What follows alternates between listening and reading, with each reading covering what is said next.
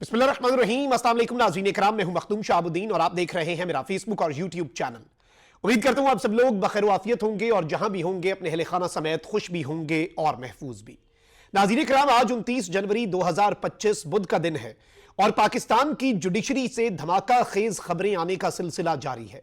एक जानिब तो सुप्रीम कोर्ट ऑफ पाकिस्तान को फतह करना है और अब फुल कोर्ट बुलाने से पहले 8 नए जजेस सुप्रीम कोर्ट में तैनात करने के लिए और वहां पर नंबर गेम पूरी करने के लिए जुडिशल कमीशन का इजलास बुला लिया गया है। तो जाहिर बात है कि कुछ और तब्दीलियां भी होंगी। इस्लामाबाद हाई कोर्ट में आपको मालूम है कि 2 नए जजेस आ चुके हैं और ये जो 2 नए जजेस इस्लामाबाद हाई कोर्ट के अंदर आए हैं, ये जजेस भी किस तरह से आए हैं ये सबको पता है। इस्लामाबाद हाई कोर्ट से ही 6 जजेस ने खत लिखा था, लेकिन अब सूरत हाल जो है वो बड़ी तशवीशनाक होती जा रही है, क्योंकि इस्लामाबाद हाई कोर्ट का अगला चीफ जस्टिस कौन होगा और खत लिखने वाले 6 जजेस को किस तरह से फारिग करने के मंसूबे पर सिस्टम ने अपना काम शुरू कर दिया है। इस हवाले से अहम तरीन डिटेल्स हैं। बड़ी लड़ाई पाकिस्तान की जुडिशरी में शुरू हो चुकी है। इसके साथ ही साथ फौजी अदालतों के बारे में भी बड़ी खबर आ चुकी है और इमरान खान साहब जो है उनके केसेस में भी बहुत बड़ी पेशरफ्त हुई है। ये सारी की सारी खबरें पाकिस्तान के जुडिशल लैंडस्केप से जो हमें मौसूल हुई हैं, ये सारी आपके सामने रखते हैं ताकि आपके सामने पूरा जो एक मंजरनामा है वो वाजे हो जाए। और सुप्रीम कोर्ट ऑफ पाकिस्तान में तो बड़ी वारदात की तैयारी कर ली गई है, जो नए जजेस 8 तैनात करने हैं, लेकिन इस्लामाबाद हाई कोर्ट में क्या वारदात डाली जाएगी और इस्लामाबाद हाई कोर्ट में किस तरह से एक नई फील्डिंग लगाने का मंसूबा है, क्योंकि ऑब्वियसली इम्कानात है कि जस्टिस आमिर फारूक साहब जो कि मौजूदा चीफ जस्टिस हैं इस्लामाबाद हाई कोर्ट के, वो सुप्रीम कोर्ट में एलिवेट कर दिए जाएं तो पीछे तो पूरा इस्लामाबाद हाई कोर्ट खाली हो जाएगा, क्योंकि बाकी जो नए जजेस हैं वो तो 2 जूनियर तरीन जजेस हैं और इस जस्टिस आमिर फारूक के बाद पूरी लिस्ट जो है जजेस की सीनियरिटी में, चाहे टॉप 3 जजेस भी आ जाएं, वो सारे के सारे जजेस जो हैं वो ऐसे जजेस हैं जो सिस्टम के साथ ऑन बोर्ड नहीं है। तो उस सूरत में सिस्टम क्या करेगा वो डिटेल्स भी हम डिस्कस कर लेते हैं। लेकिन पहले पाकिस्तान तहरीक इंसाफ ने अपना मौक़िफ़ वाज़ेह किया है और इस्लामाबाद में मीडिया से गुफ्तगू करते हुए बैरिस्टर गौर ने कहा कि मुज़ाकरात में इमरान खान साहब ने पहल की, हमारे ऊपर हर किस्म की सख्तियां की गई, लेकिन इसके बावजूद हमने मुज़ाकरात में पहल की, हमने अपने मुतालिबात हुकूमत के सामने रखे। हुकूमत ने मुज़ाकरात में ताखीर की, हुकूमत संजीदा होती तो अपना जवाब जरूर देती। चेयरमैन पीटीआई ने कहा कि हुकूमत ने कहा था 28 जनवरी को कमेटी रूम में जवाब देंगे, अगर हुकूमत हमारे साथ जवाब पहले शेयर करती तो गौर कर लेते। हमने जुडिशल कमीशन बनाने का मुतालिबात में कहा था, लेकिन हुकूमत ने जवाब नहीं दिया। हुकूमत चाहती ही नहीं थी कि मुज़ाकरात हों और उनका हल निकले। मिनिस्टर गौर ने मजीद कहा कि आज बहुत सी चीजें जो है वो इस तरफ को जा रही हैं कि अब मामला खुलकर सामने आ चुका है कि इस सब में गवर्नमेंट ये परसेप्शन बनाने की कोशिश करेगी कि पीटीआई जो है वो मुज़ाकरात को इस तरह से मंतकी अंजाम तक नहीं पहुंचाना चाहती, लेकिन असल में जो एट फॉल्ट है वो ये निजाम है, वो ये हुकूमत है और इसमें जो इल इंटेंशन है, जो नीयत का फितूर है, वो भी हुकूमत का ही है। अब जरा आगे बढ़ते हैं और अहम तरीन डिटेल्स आपके सामने रखते हैं। सबसे पहले तो सुप्रीम कोर्ट में जो फौजी अदालतों में सिविलियंस के ट्रायल के खिलाफ इंट्रा कोर्ट अपील आईनी बेंच के सामने है, उस पर समाअत जस्टिस अमीनुद्दीन की सरबराही में 7 रुकनी आईनी बेंच ने की, जहां वजारत दिफा के वकील ख्वाजा हारिस ने दलाइल दिए। समाअत के आगाज में जस्टिस मुसरत अली ने कहा कि मेरा कल भी यही सवाल था कि क्या चार्ज से पहले तफ्तीश होती है। जस्टिस मोहम्मद अली मजहर ने कहा कि पहले तफ्तीश होती है और फिर चार्ज होता है। वकील ख्वाजा हारिस ने जवाब दिया, कानून में वाज़ेह है कि ट्रायल और फेयर ट्रायल में क्या फर्क है। जस्टिस हसन नजर ने इस्तफसार किया कि मिलिट्री ट्रायल में मुल्जिम ना वकील कर सकता है तो क्या सरकारी खर्च पर वकील मिलता है। ख्वाजा हारिस ने जवाब दिया, वकील करने की हैसियत ना रखने वाले मुल्जिम को सरकारी खर्च पर वकील दिया जाता है। जस्टिस मंदोखेल ने कहा कि मुल्जिम अदालत का फेवरेट चाइल्ड होता है, क्या मिलिट्री कोर्ट में भी मुल्जिम को फेवरेट चाइल्ड समझा जाता है। वकील वजारत दिफा ने कहा कि आर्मी एक्ट के रूल्स के तहत मुल्जिम को मुकम्मल तहफ्फुज दिया जाता है।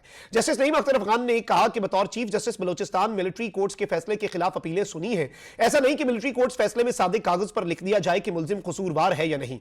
जब हाई कोर्ट्स में अपील दायर होती है तो जीएचक्यू पूरा रिकॉर्ड देता है जिसमें पूरी अदालती कार्रवाई होती है, शवाहिद समेत तरीका कार भी दर्ज होता है। यानी जस्टिस नईम अख्तर अफगान ने बताया कि मिलिट्री कोर्ट्स बड़ा तरीके से चलती हैं।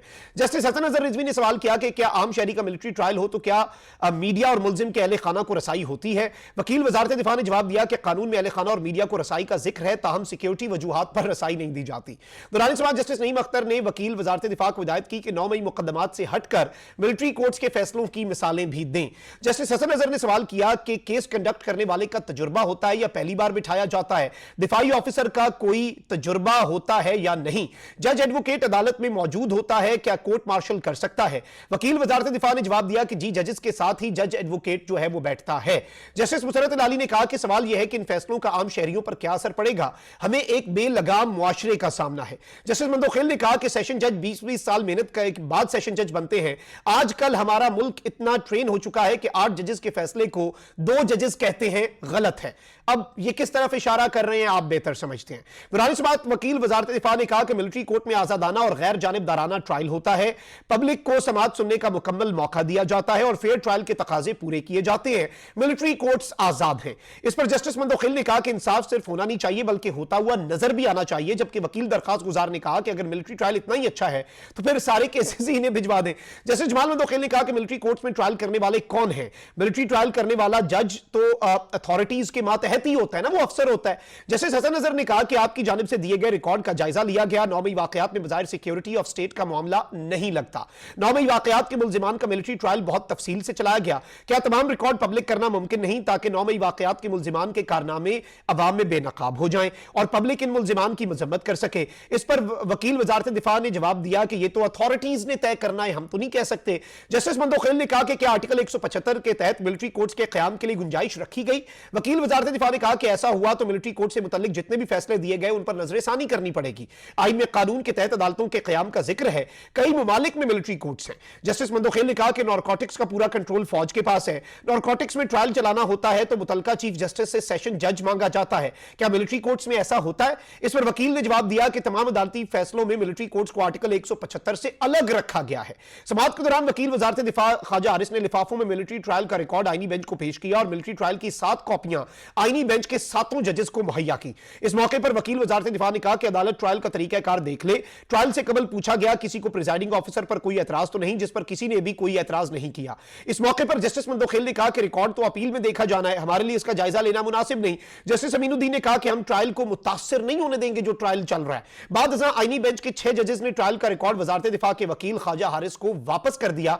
ऑल्दो जो एक जज है, ऑब्वियसली 6 जजेस है ना, तो 7 कॉपीज दी गई। तो यह चीज भी आप ज़हन में रखिएगा। अच्छा, अब जरा आगे बढ़ते हैं और कुछ और चीजें आपके सामने पाकिस्तान के जुडिशल लैंडस्केप से रख लें। इमरान खान साहब की तोशाखाना 2 केस फौरी दूसरे बेंच में भेजने की इस्तदा एक बार फिर मुस्तरद हो गई है। इस्लामाबाद हाई कोर्ट ने इमरान खान साहब की तोशाखाना 2 केस फौरी दूसरे बेंच में भेजने की इस्तदा मुस्तरद कर दी।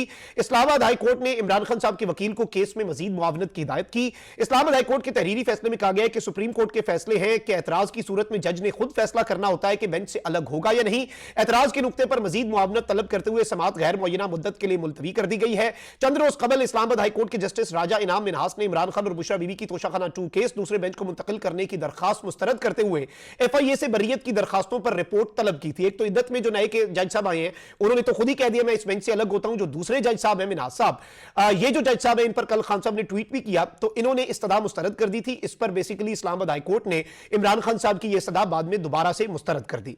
अब एक और काम यह हुआ है कि इमरान खान साहब और उनकी अलिया बुशरा बीबी के खिलाफ 190 मिलियन पाउंड रेफरेंस में सजा के खिलाफ अपीलें जो उन्होंने इस्लामाबाद हाई कोर्ट में की हैं उस पर रजिस्ट्रार ऑफिस ने एतराज आयद कर दिया है और ये अपीलें जो हैं ये वापस कर दी हैं। इस्लामाबाद हाई कोर्ट के रजिस्ट्रार ऑफिस ने दरखास्त गुजार से एतराज दूर करके अपीलें दोबारा फाइल करने की हिदायत की है और कहा गया कि जी 7 सर्टिफिकेट्स मुंसलिक नहीं है, ये केस किसी दूसरी अदालत में जेर समाअत नहीं, ये लिख के दें, कुछ सफात पर दस्तखत ना होने पर भी एतराज है तो आप जरा ये दूर करें और सारे मामला ठीक करें।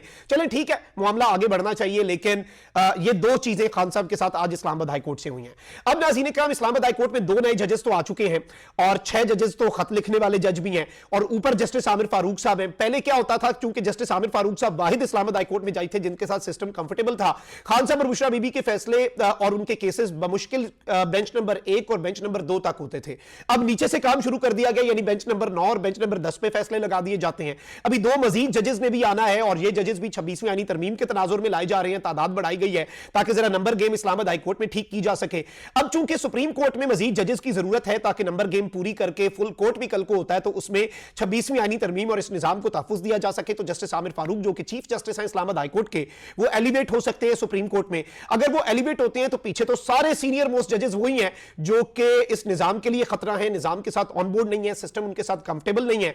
तो इस सूरत में नाज़रीन इकराम अब इस हुकूमत के करीब समझे जाने वाले कुछ लोग जो हैं वो ये क्लेम्स कर रहे हैं कि लाहौर हाई कोर्ट से किसी जज को इस्लामाबाद हाई कोर्ट लाया जाए और सीनियरिटी में वो जज चूंकि इनसे ऊपर हो और वो टॉप 3 में आए और उसमें से उस जज का इंतखाब करके उसे chief justice Islamabad high court लगा दिया जाए। यानी कि इस्लामाबाद हाई कोर्ट के जो आइन पसंद जजेस हैं उनका पत्ता काट दिया जाए, क्योंकि इस्लामाबाद हाई कोर्ट इस तरह से किसी ऐसे जज के हाथ में सिस्टम देने का मुतहम्मिल नहीं हो सकता। मैं ये नहीं कह रहा जो इमरान खान के साथ है, जो इस निजाम के साथ ऑन बोर्ड नहीं है ना और जो इस निजाम के साथ मिला हुआ नहीं है, वो उसे किस तरह से इस्लामाबाद हाई कोर्ट का कलमदान दिया जा सके। तो ये भी एक बहुत बड़ी वारदात, इसमें नाम भी आया है, वो भी कबल अज वक्त होगा आपके सामने रखना, लेकिन ये बताया जा रहा है कि लाहौर हाई कोर्ट से कोई जज इधर लाया जाए। और ये भी वारदात बीच में थी ना, आपको याद होगा कि जजेस इधर उधर कर दिए जाए, शफलिंग की जा सके और फिर उन्हें chief justice Islamabad high court लगा दिया जाए। क्यों, ये आप मुझसे बेहतर समझते हैं। अपना बहुत ख्याल रखिए। अल्लाह निगहबान। पाकिस्तान जिंदाबाद।